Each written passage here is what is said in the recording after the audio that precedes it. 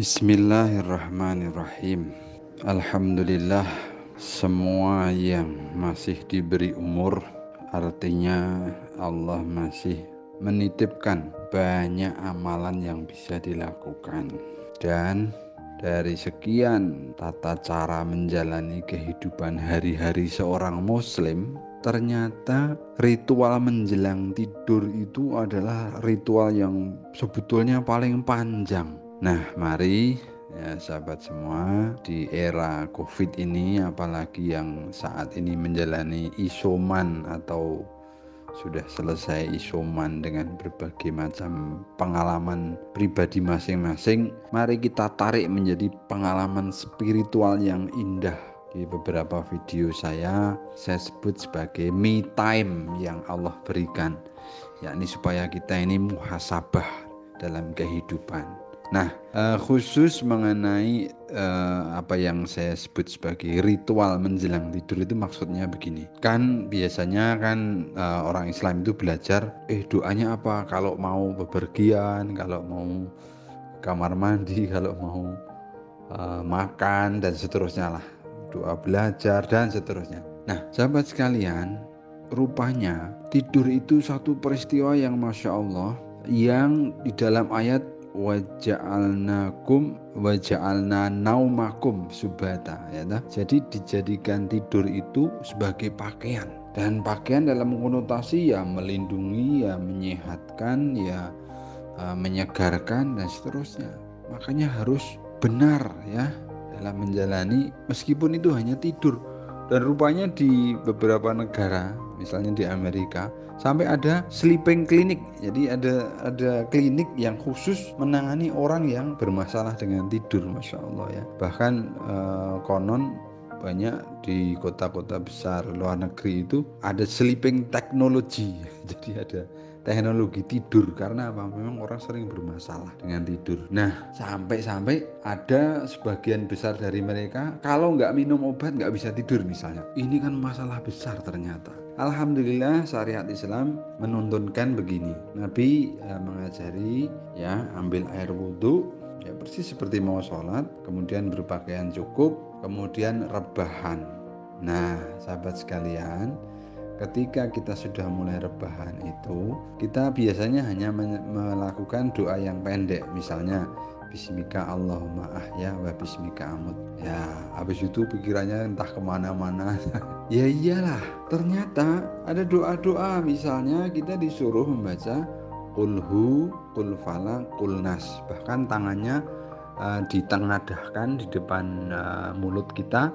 Setelah membaca itu dihembuskan, kemudian dari kedua belah telapak tangan kita ini diratakan ke bagian tubuh mana yang nyampe gitu loh. Jadi kayak diusap menyeluruh gitu. Ini jarang kita lakukan. Ayo, nah itu dilakukan 3 kali bahkan bacaannya. Kemudian setelah itu baca ayat kursi. Coba teman-teman kalau ngaji Gus Bah di YouTube banyak, beliau kan ngendiko, nek ora maca ayat kursi ki ra iso turu. Nah, ayo kita baca itu. Kemudian masih ada lagi tambahannya, yakni 2 ayat terakhir surah Al-Baqarah ya. Mulai dari amana rasulullah bima unzila ilaihi min rabbihi wal mu'minun dan seterusnya, nanti la yukallifullahu nafsan illa wus'aha sampai terakhir. Masya Allah itu. Saya yakin orang yang menjalankan itu, wow, insya Allah nggak bakal ada masalah dengan tidurnya. Kalaupun masih kemudian katakanlah saya melirik rong turu-turu gitu aja, orang Jawa bilang, bacalah surah Al-Mulk, karena Nabi mengatakan siapa yang baca surah Al-Mulk tiap malam dia akan bebas dari siksa kubur. Alhamdulillah sahabat, saya tidak pernah meninggalkan ritual Al-Mulk tiap malam itu ya. Dan alhamdulillah dengan sendirinya sudah hafal karena sudah sekian tahun diamalkan. Ternyata dibaca hanya butuh waktu 3 menit ya. Ayo, kalau belum hafal ya sudah dibaca saja. Bahkan aduh pengennya cepat tidur, didengerin murotal ya, jadi disetel gitu supaya kedengeran sambil kita menjelang tidur.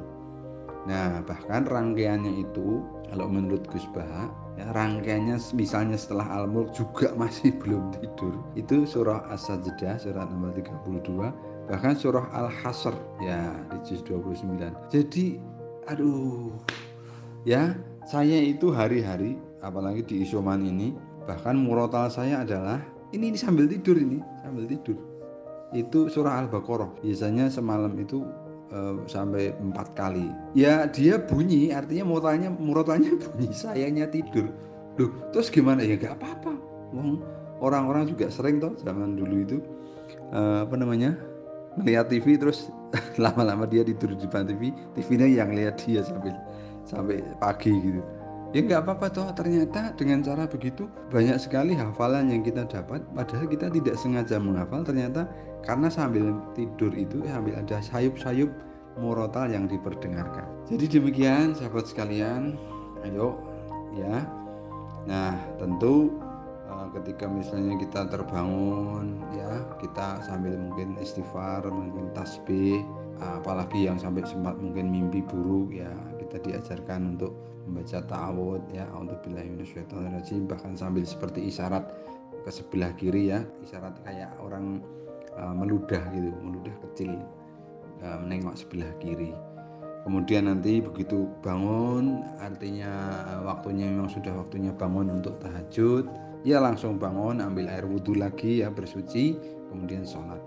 Nah ketika bangun kita membaca alhamdulillahilladzi ahyana ba'dama amatana wa ilaihin nusyur. Ya Allah, alhamdulillah engkau telah hidupkan kembali aku setelah tadi mati, dan kepada engkau aku akan kembali. Sahabat sekalian, memang indah sekali kok kalau memahami maknanya itu. Coba, kata tidur itu kan namanya naum dalam bahasa Arabnya, tapi nggak pernah di doa-doa menjelang tidur maupun bangun tidur kata naum nggak pernah disebut. Yang disebut apa? Hidup dan mati, mati dan hidup. Nah, jadi memang orang Islam harus memaknai hari-hari seperti ini. Karena apa? Ya karena memang kita itu ya sejatinya hanya menapai hari-hari menuju kepada jatah pisauanan kita menghadap Allah Subhanahu wa taala ya.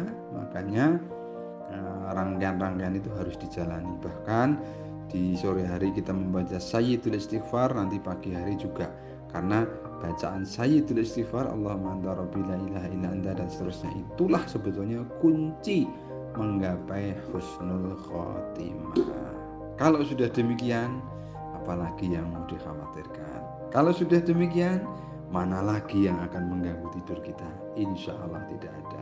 Mudah-mudahan bermanfaat. Assalamualaikum warahmatullahi wabarakatuh.